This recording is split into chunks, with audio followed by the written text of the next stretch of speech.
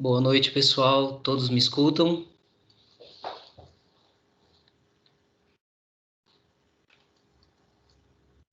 Boa noite, professor. Boa noite. Boa noite, gente. Então, acho que vocês estão me escutando bem, né? Caso alguém não esteja escutando, ergue a mãozinha, manda um alô aí que a gente tenta arrumar esse microfone, tá bom? Gente, na aula de hoje, então, vai ser uma aula assim que a gente vai ter uma pequena, uma partezinha teórica aqui que eu vou apresentar para vocês um projeto, tá? Mas a ideia é eu já lançar um pequeno trabalho para vocês irem desenvolvendo, tá? Ô, Deise, eu vou silenciar o seu microfone, tá?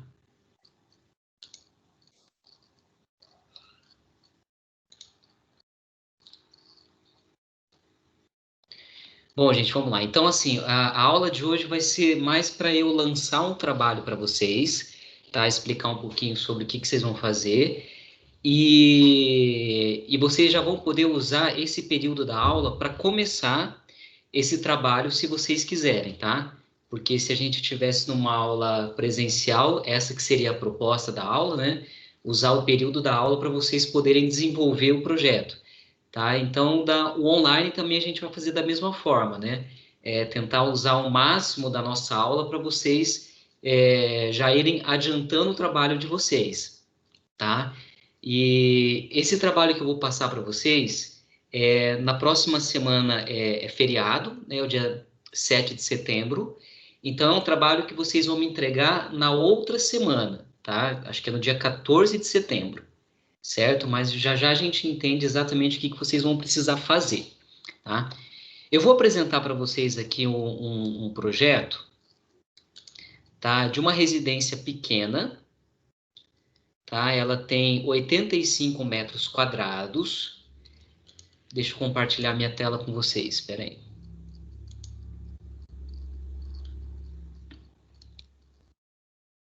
Vocês estão conseguindo ver o projeto na tela? Sim, senhor. Legal. Então, gente, essa é uma casinha, tá? É uma casinha geminada de 85 metros quadrados, tá?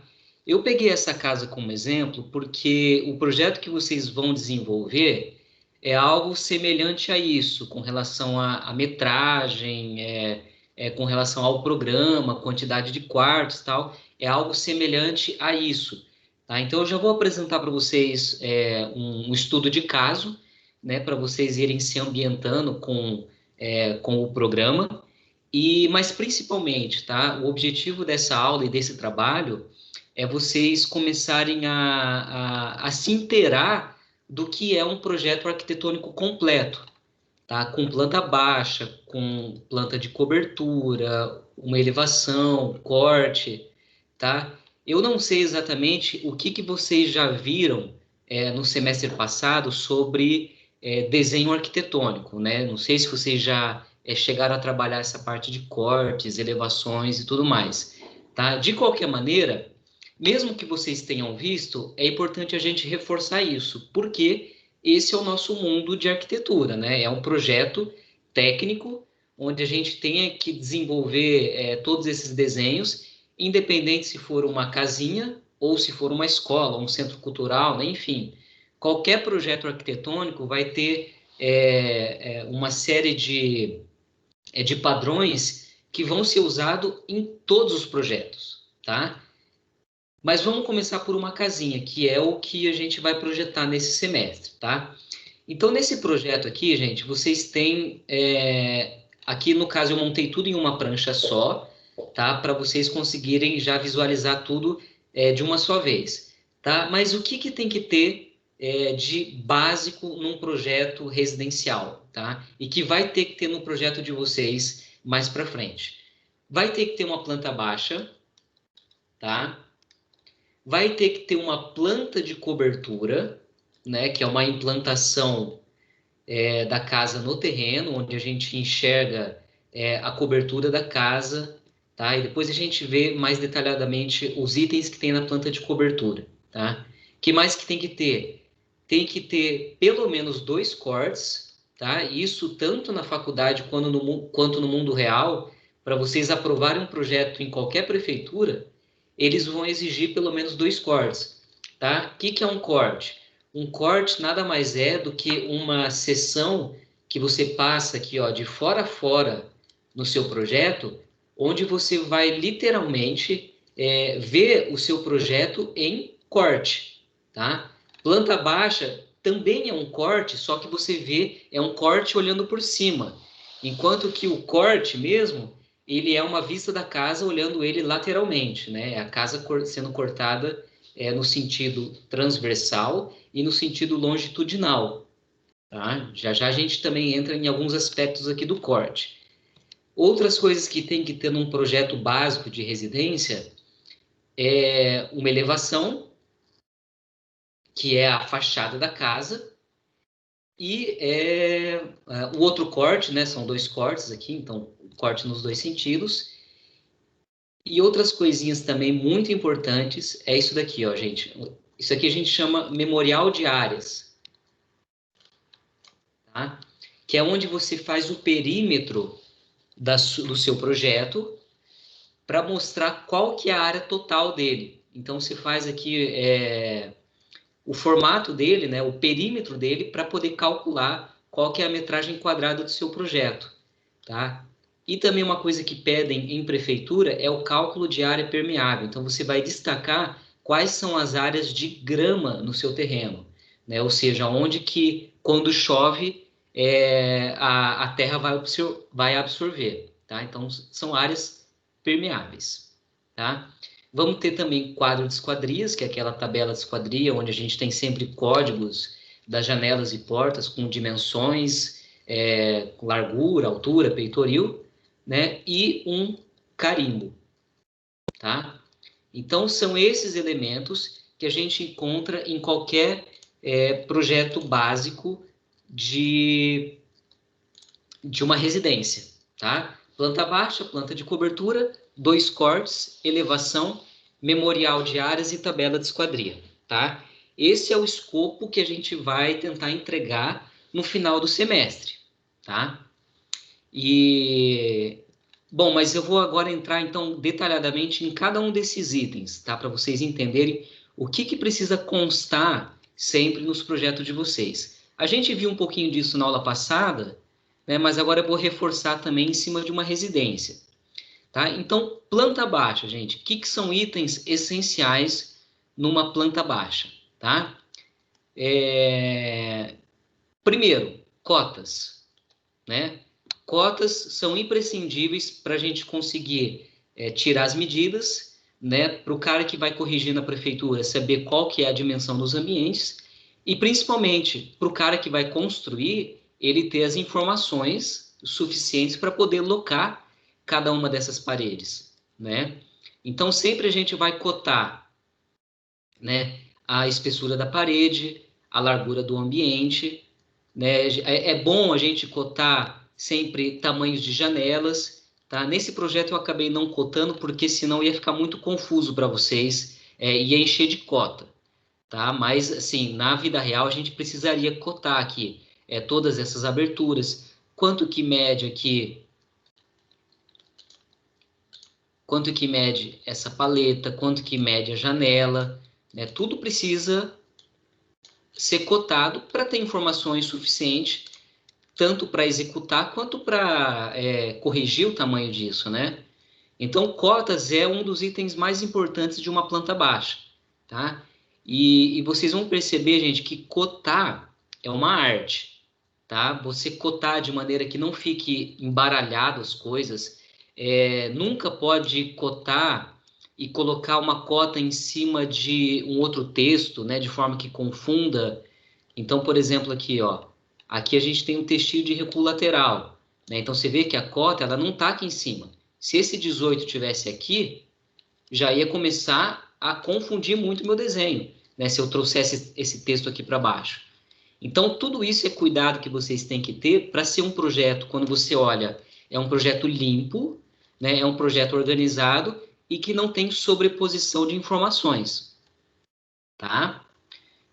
Outra coisa que a gente sempre tem nas nossas plantas baixas é nome de ambiente e a metragem quadrada, né? Então, qual que é o nome do meu ambiente e qual é a área que ele tem. Isso você vai encontrar em qualquer projeto.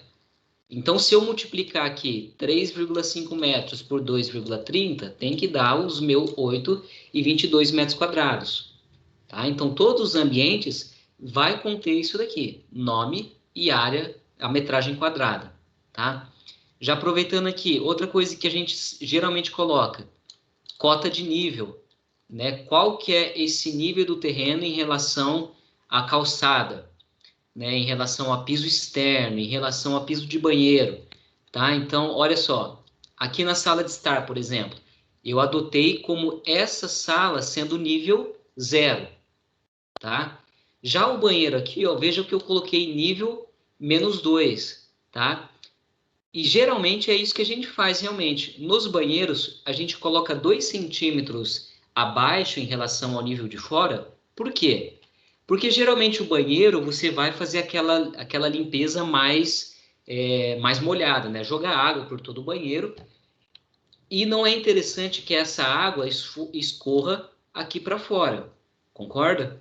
Então, como que a gente faz para essa água não escorrer? A gente cria esse desnível de 2 centímetros para que na porta ela tenha um dentinho de 2 centímetros e a água não passa para cá. Tá? Então, isso é uma dica legal para fazer nos seus projetos, assim, qualquer projeto, né? Sempre essas áreas molhadas que você joga água para limpar, cria esse rebaixo para a água não vazar para as áreas externas, tá? Mesma coisa aqui, ó, área externa, -2 centímetros também, é o mesmo conceito. A área externa, vai chover aqui fora, então para essa água não entrar para dentro da casa, a gente cria esse desnível de 2 centímetros em relação ao piso interno, tá?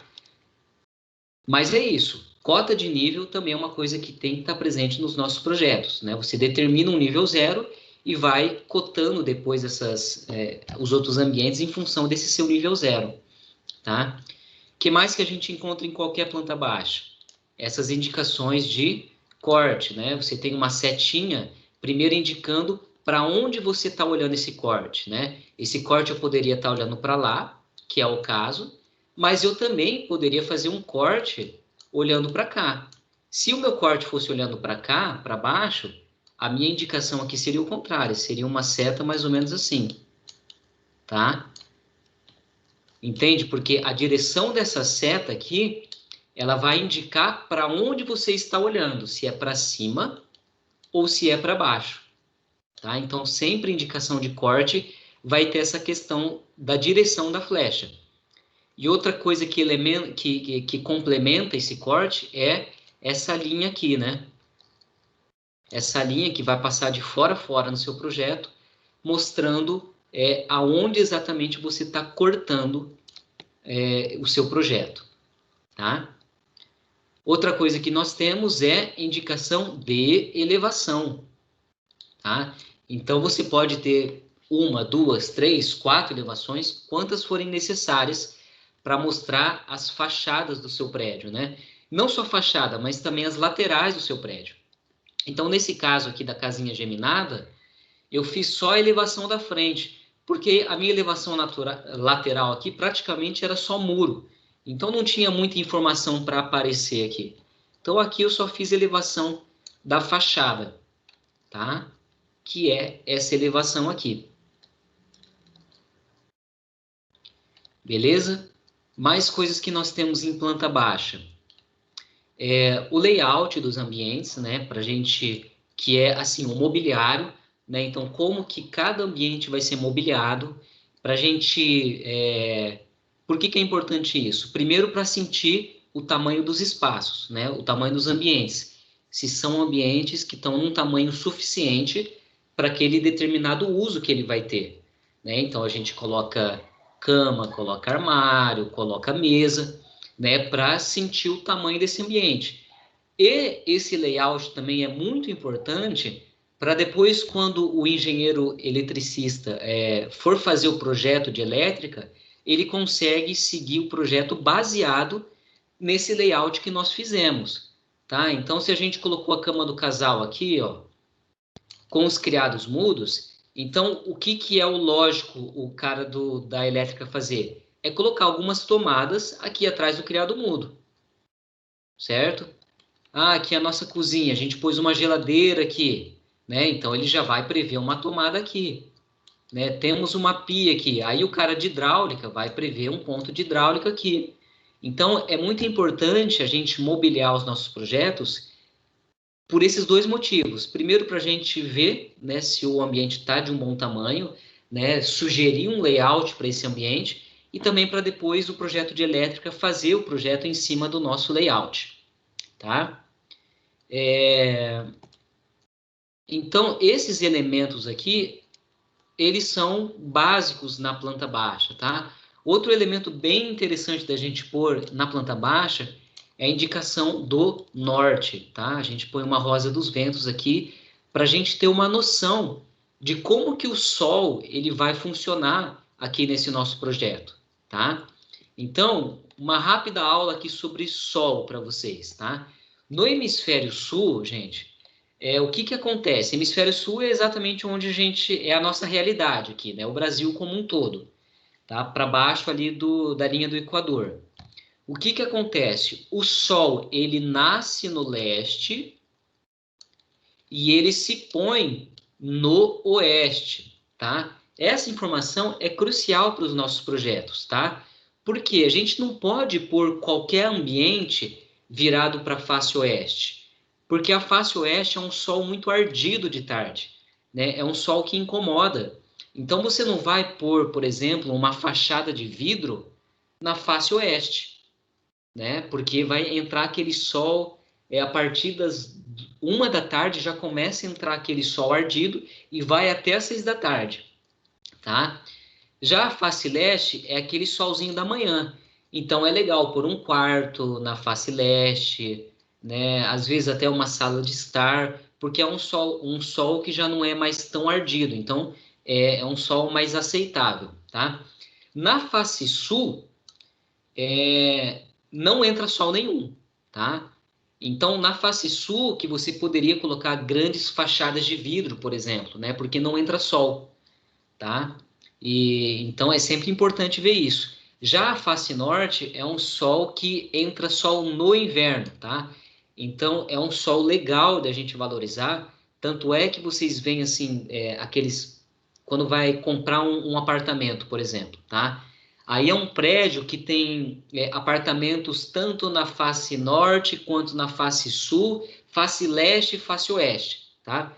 Vocês vão perceber que o valor do apartamento na face norte sempre vai ser o mais caro de todos. Por quê? Porque justamente pelo fato de no inverno, que é quando a gente está com o ambiente fica mais gelado, no inverno é quando vai entrar o sol nessa face. Então é o cenário perfeito, de no inverno entra sol. No verão, o sol ele já não entra aqui, porque é um sol mais a pino, ele não é um sol tão deitado, então já não é um sol que entra no verão, né? É um sol que entra no inverno. Já apartamentos que estão virados para a face oeste, vocês vão perceber que são os apartamentos mais baratos, né? Porque você pensa aquela varanda toda, sacada, o seu quarto, tudo virado para o sol, né? Então o apartamento vira um forno. E por causa disso, ele então é desvalorizado, tá? E por isso vende mais barato. Então, assim, isso é só uma dica para vocês também.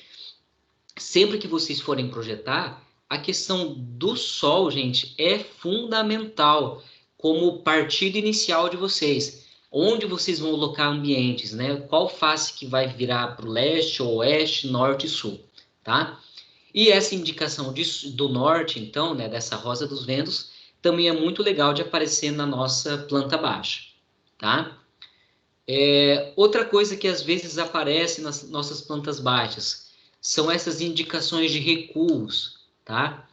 Da onde vem essa informação que o meu recuo frontal é de 5 metros, tá? Isso vem das normas da prefeitura de cada cidade, tá?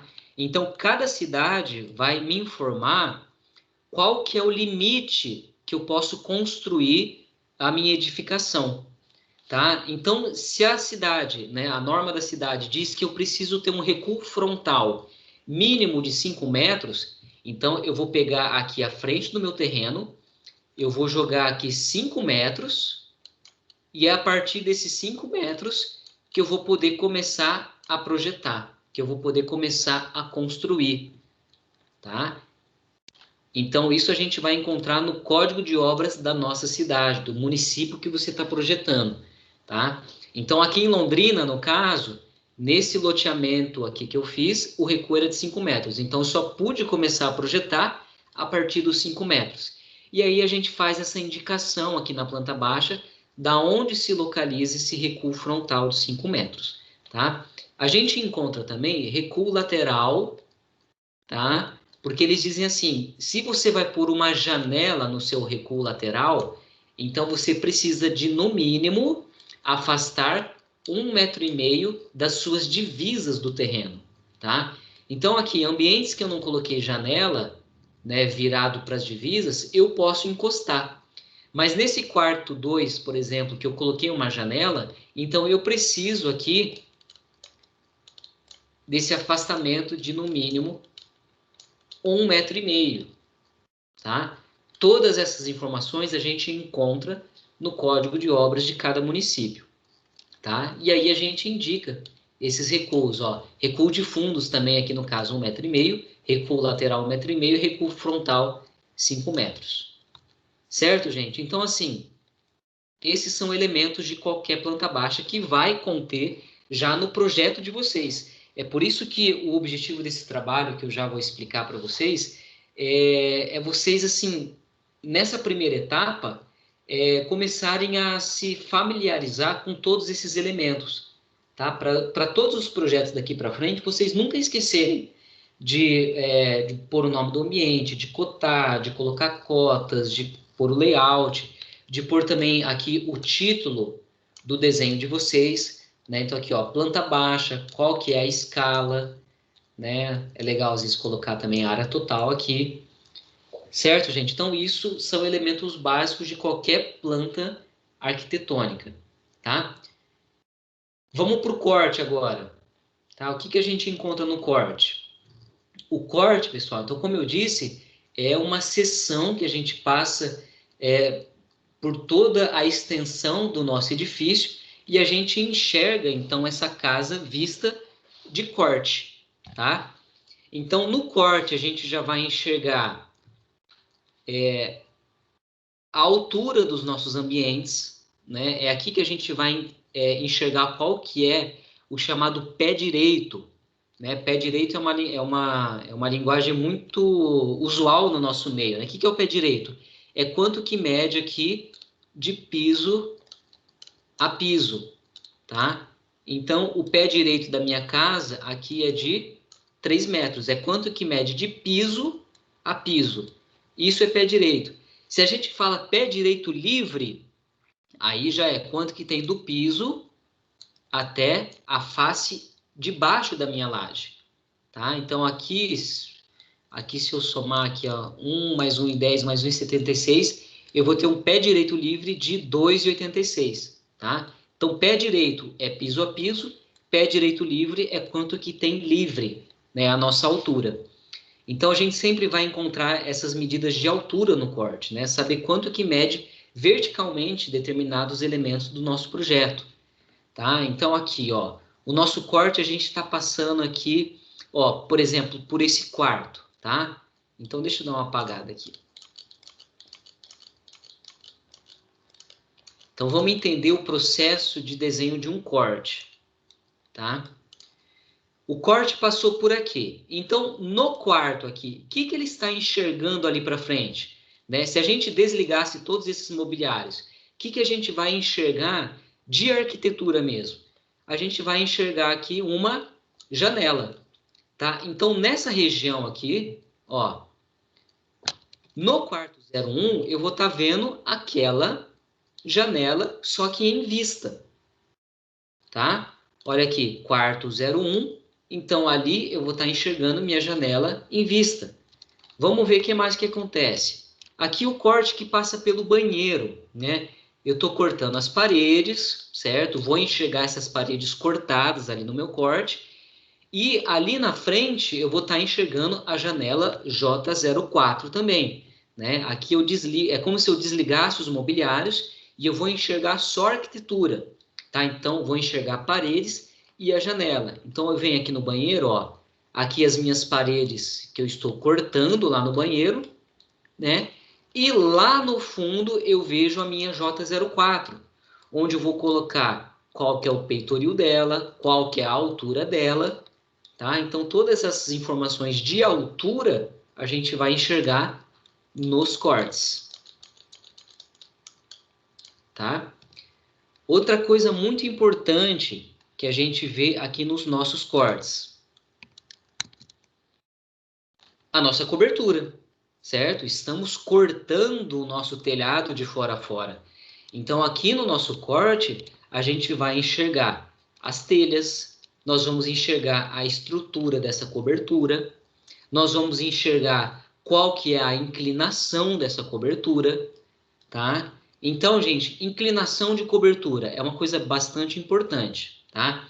Quando a gente usa aqueles telhadinhos aparentes, né, que são aquelas telhas cerâmicas, que é o caso desse projeto aqui, tá? Deixa eu até mostrar para vocês a fachadinha desse projeto, para vocês entenderem ele.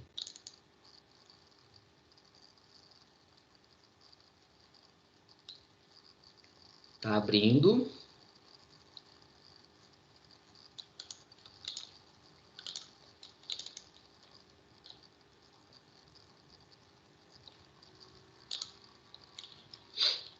Aí. Ó, essa é a fachadinha. Eram 3 casinhas, né? O projeto que eu estou mostrando é de uma só. Depois eu só fiz foi copiar uma casa do lado da outra, tá? Então essa é a casinha e aqui a gente percebe então um telhado aparente, né? É Professor, aqueles não está aparecendo. Está aparecendo a fachada. Ah, então peraí.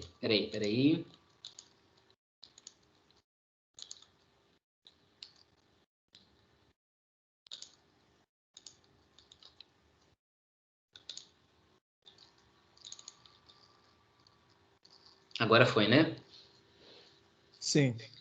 Então, gente, essa é a fachada lá. Então, como eu estava dizendo, o projeto é de uma casinha só, que aí eu repliquei o projeto, né? Porque eram geminadas, então ficaram 3 casinhas, uma do lado da outra, tá? E aqui eu estou mostrando para vocês visualizarem que é um telhado aparente, né? Geralmente, assim, ou é um telhado aparente, que vai ter uma telha cerâmica, ou vai ser aquelas casinhas que tem o telhado escondido, né? Daí a gente chama que é casa, a gente fala que é uma casa com platibanda, tá? Então aquela platibanda é a parede que esconde o telhado, tá? Então a gente já vai usando aí termos mais técnicos de arquitetura, tá? Então platibanda é o nome daquelas paredes que escondem as coberturas, tá? E geralmente quando a gente faz uma casa com platibanda, a gente não precisa usar telha cerâmica, a gente já vai partir para uma telha de fibrocimento, por exemplo, né? Tá? Aqui um outro ângulo, tá? Mas só para mostrar para vocês a questão do telhado. Agora eu vou voltar lá para o meu corte.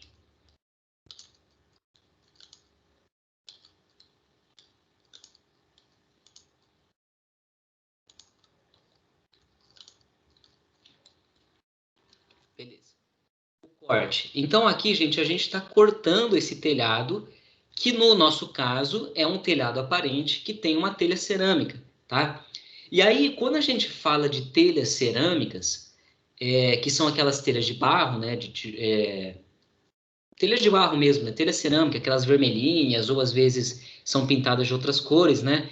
A inclinação mínima dessa telha, geralmente o que o fabricante pede é de 35%, tá? 35% de inclinação, tá? O que quer dizer 35% de inclinação? 35% de inclinação é o tamanho, né, é o quanto o telhado inclina. Então, se eu fosse fazer aqui uma linha, ó, aqui uma linha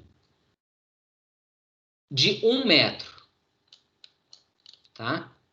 1 metro aqui, para eu dizer que esse telhado tem 35% de inclinação, quanto que vocês acham que teriam que ter essa medida vertical?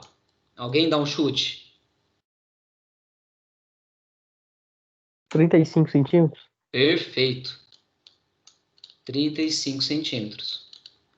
Então, se eu avancei 1 metro, desci 35, aí eu faço a união aqui, tá? Então, eu sei que essa minha linha, ela tem uma inclinação de 35%. Então, é assim que vocês fazem inclinação de telhado. Ah, eu quero que tenha 40%. Então, você vai 1 metro, desce 40. Liga aqui as linhas, tá? Então, essa linha aqui, ela tem 40% de inclinação, tá? E aí, então, por que eu estou falando isso, tá? Porque nas telhas cerâmicas, então, o mínimo é 35%. Mas, por exemplo, vamos supor que você usou um telhado escondido, tá? Não fez telha cerâmica, você partiu para uma telha de fibrocimento.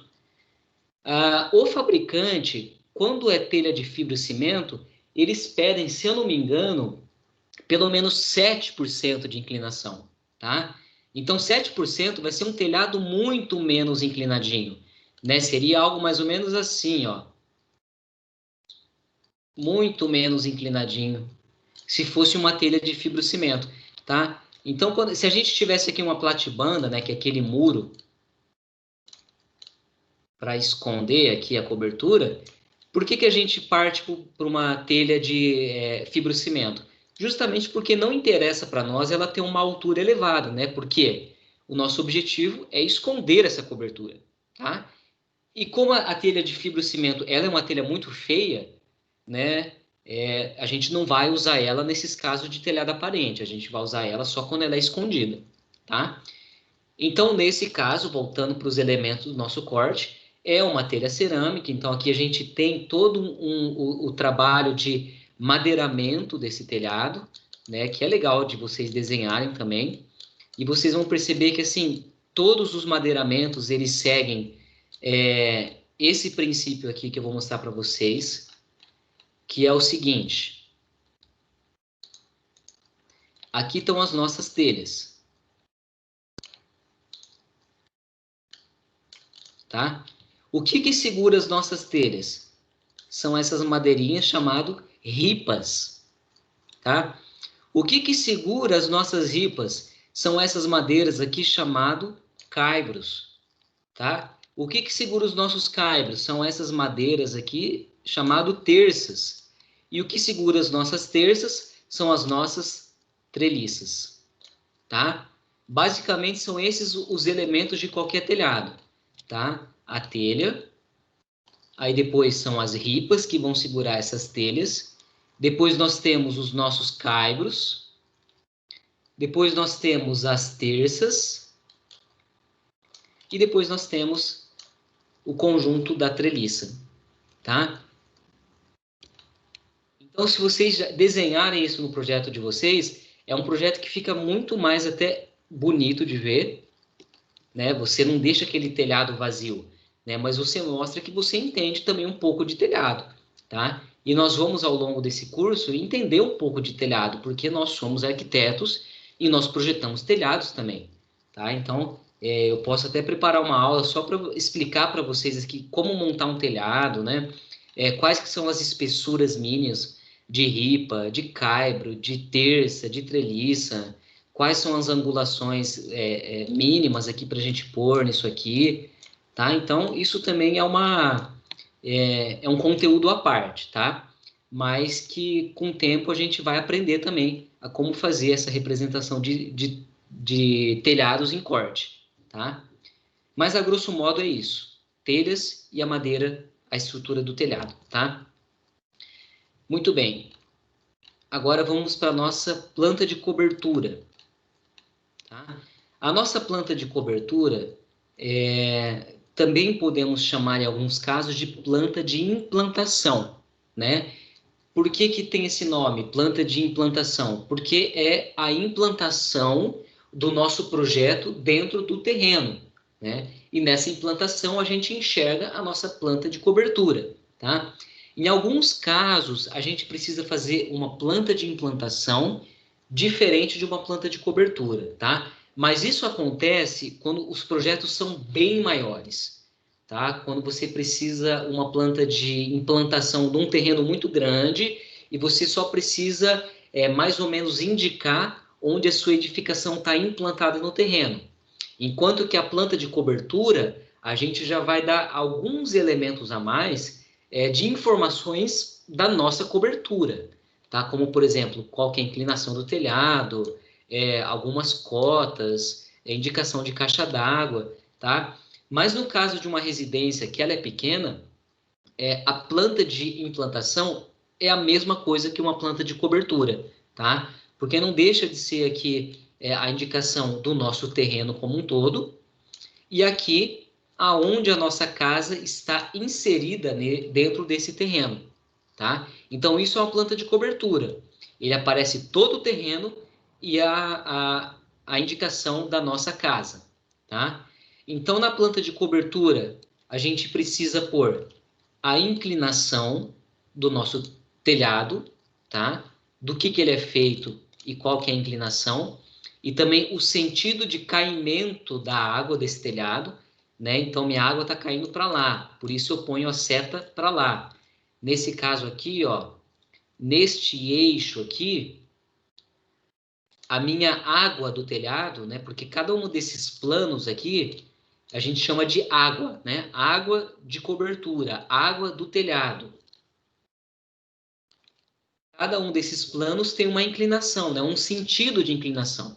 Então, nesse caso, ele cai para trás. Por isso que minha seta está aqui para trás. E se eu ver aqui para o corte, ó, é exatamente isso daqui, ó. Ele está caindo lá para a direita, enquanto para cá está indo para a esquerda. Então, é isso que a gente indica aqui na cobertura, né? O sentido de caimento de cada uma dessas águas do telhado, né? De cada um desses planos do telhado, tá? Na planta de cobertura, a gente também indica aonde está passando o corte, a gente indica também os recuos, tá? E a gente pode indicar também a posição da caixa d'água, tá? Isso é até uma outra coisa que eu acabei esquecendo no corte, tá? Mas a gente indica aqui essa caixa d'água, tá? Aonde que ela está localizada na cobertura, tá?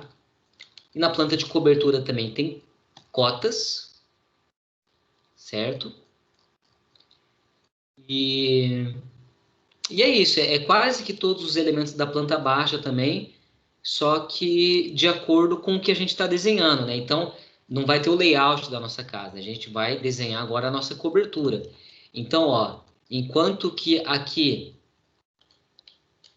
a gente vai ter, ó, tá vendo essa linha tracejada?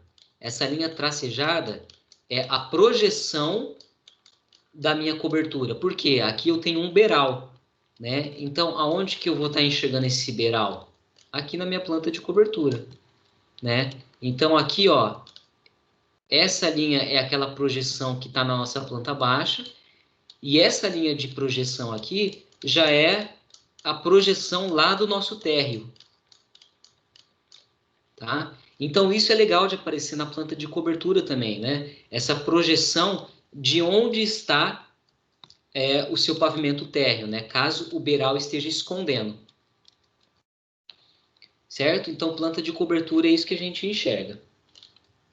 Elevações, tá? Elevação agora nada mais é do que o desenho da fachada de vocês, tá? Então, só lembrando a nossa fachada.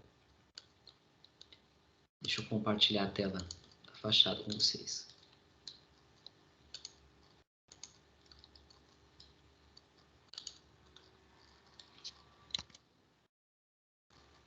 Tá, então na nossa fachada vai ter as duas janelas, né? Aqui é a janela da sala, aqui é a janela da sala, a janela da cozinha, a nossa porta de entrada, o nosso telhado que vai subindo lá para o fundo, a chaminé da churrasqueira, tem um detalhezinho aqui de pedra, né? Então todos esses elementos vai ter que aparecer também lá no nosso desenho técnico de elevação. Vamos voltar lá para o nosso desenho.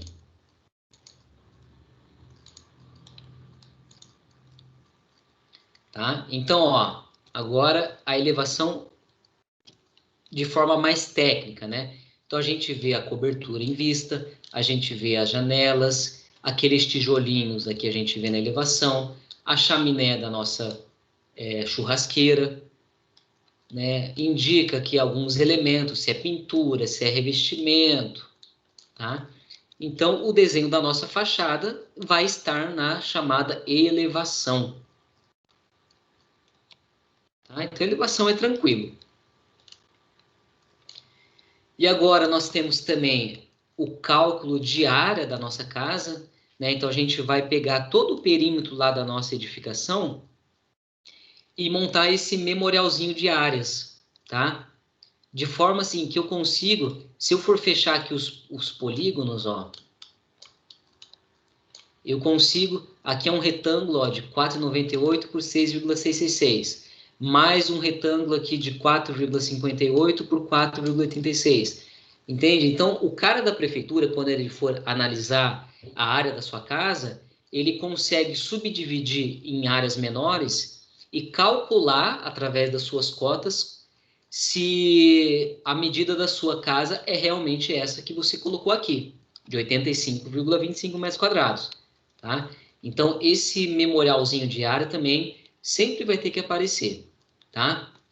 E aqui, o cálculo de área permeável. Tá? Como eu disse, área permeável é aquela área onde, como o próprio nome já diz, ela é permeável. Ou seja, se cai água em cima dessa área, o terreno vai absorver. Tá? Que são áreas de grama, de jardim, ou até mesmo tem alguns pavers que já são permeáveis, né? Caso você não queira colocar grama, né, para não criar terra, barro, essas coisas, você pode partir para um paver permeável, né? Que é um paver que quando a água passa por ele, ele não absorve essa água, ele deixa a água passar para a terra que está debaixo dele, tá?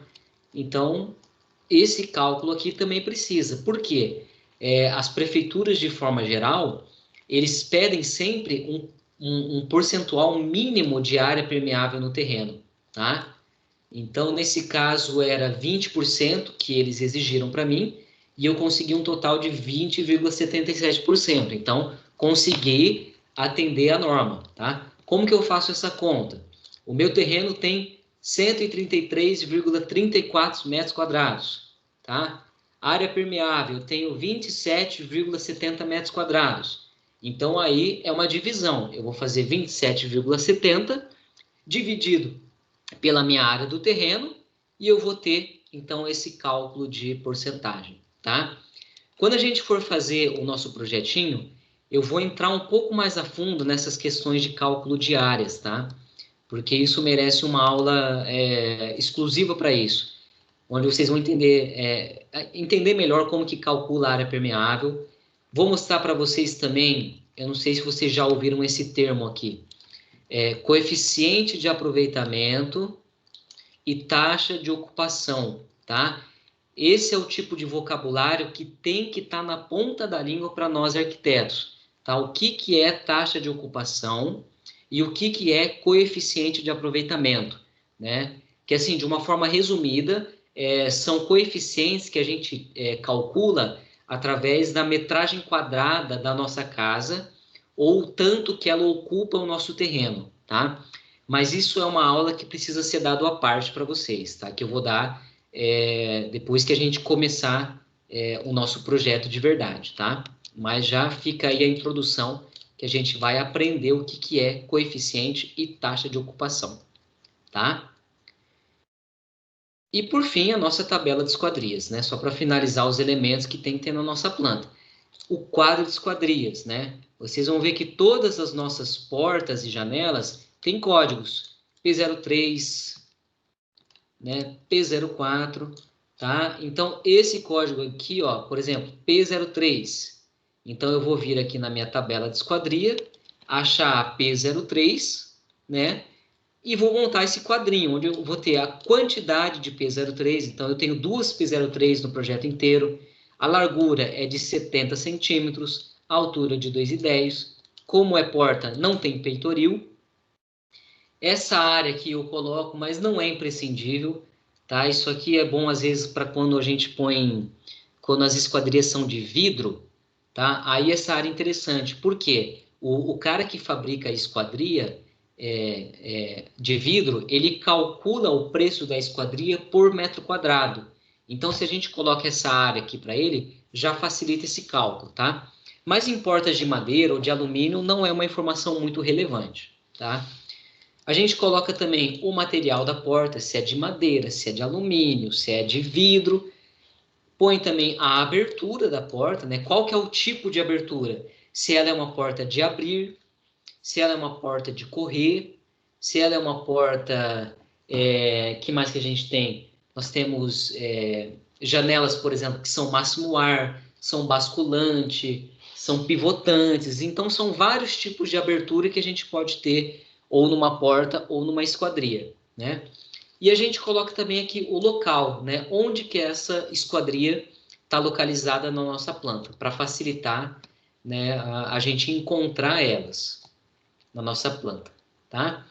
Então, gente, isso é assim, é um projeto mínimo de arquitetura, tá? Tem que ter todos esses elementos, tá? E agora eu vou mostrar para vocês algumas questões de desenho técnico mesmo, algumas dicas, tá? Além de todas essas que eu dei, uma dica bem legal para vocês, uma curiosidade, na verdade, é com relação a espessuras de paredes, tá? Se vocês observarem aqui, eu coloquei nesse projeto parede de 18 centímetros, tá? E é muito importante nós entendermos sobre espessuras de parede, tá? Vocês vão ver que, de uma forma geral, o pessoal coloca o famoso 15 centímetros de parede, não é verdade? E aí replica esse 15 centímetros de parede para tudo quanto é parede, tá? Mas vamos lá, gente. O que define a espessura de uma parede, né? Em primeiro lugar, o que é mais óbvio é o tamanho do seu tijolo, tá? Então, o tamanho do seu tijolo vai determinar qual que é a largura da sua parede. E nós temos várias larguras de tijolo, tá? Vamos ver aqui alguns exemplos, tá? Aqui esses são os mais tradicionais, tá? Então, nós temos esse tijolo aqui, ó, de 14 centímetros de frente por 19 de altura e 29 de profundidade, tá? Nós temos esse aqui são de 9 furos. Nós temos esse também de 9 furos, que é um pouco menor, tem 11,5 de frente por 19 de altura. Nós temos também esse daqui, que é muito comum de usar, tá? Esse talvez seja o mais comum, que é o tijolo de 6 furos, onde ele tem 9 centímetros de frente por 19 de altura, tá? E nós temos esses outros também, tá? Então, vamos pensar o seguinte, gente. Quanto que geralmente a gente tem de reboco numa casa, tá? Você tem o tijolo e depois você precisa rebocar essa parede, tá? Qual que é a largura desse reboco, tá? Geralmente, a gente padroniza esse reboco com 2 centímetros, tá? Então, é 2 centímetros do lado de cada face do tijolo, tá? Então, se você tem 2 centímetros de reboco e vai utilizar um tijolo de 9 centímetros, você tem 2 centímetros de um lado, 2 centímetros do outro. Pergunto para vocês, qual que é a largura final dessa parede?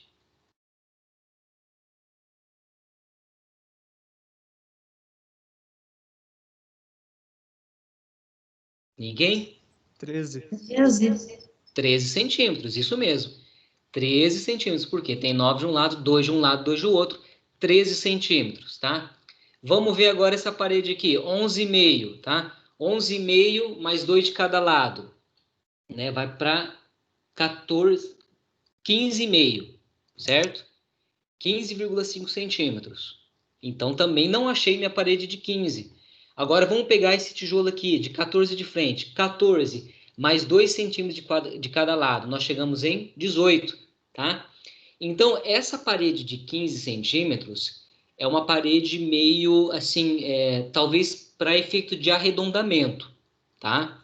Porque o pessoal usa tijolo de 9, então é uma parede que no final vai resultar em 14. Então, talvez eles arredondam para 15 para efeito de ser trabalhar com medidas entre 0 e 5, né? Então, você usa uma parede de 15, tá? Mas, gente, tem uma outra questão muito importante, agora pensando em obra, tá? O que acontece se a gente coloca a parede de 15 no nosso projeto? Vamos ver aqui, ó. Uma outra questão aqui que são os pilares, tá? A norma lá de engenharia civil, ela diz que a largura mínima do pilar, a largura mínima, é 14 centímetros, tá? Não pode ter menor que 14, tá? E aí você tem um pilar de 14. Você põe 2 centímetros de reboco de um lado, 2 centímetros de reboco do outro lado, a espessura final, né, desse pilar vai para 18, tá? E não tem como fugir disso. Então, todas as obras que seguem a norma vão ter pilares acabados com pelo menos 18 centímetros. Então, vamos supor o seguinte, esse seu pilar ele tem 18 centímetros acabado, tá? E aí você vai pôr aquela famosa parede de 15, então você põe aqui, e aí você vai pôr a parede de 15, tá? O que aconteceu aqui? O que aconteceu aqui que a arquiteto odeia? Ficou fora. Pilar ficou maior. Exatamente. Ficou fora e criou um dentinho para dentro do ambiente. Nós gostamos de dente dentro do ambiente? Não, nós não gostamos, né? A gente gosta de ambientes sempre que, na medida do possível, sejam retos de fora a fora, tá? Então, vocês vão ver que na maioria das obras que usam esse tijolo de